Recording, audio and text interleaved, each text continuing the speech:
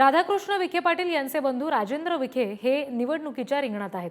नाशिक शिक्षक मतदारसंघामधून अपक्ष म्हणून ते निवडणूक लढवणार असं कळतंय।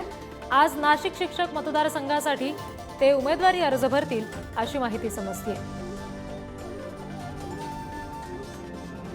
मी विद्यापीठाचे जे काही इलेक्शन लढलो ते सगळ्यांना घेऊन लढलो।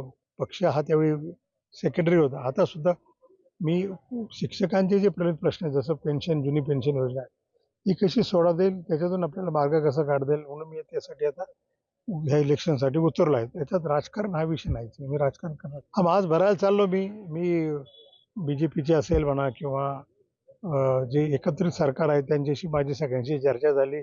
सगळ्यांना मी निवेदन दिलं, सगळ्यांना मी विनंती केली। आता वाट बघायची त्याची, कोण आपल्याला पाठिंबा देतं।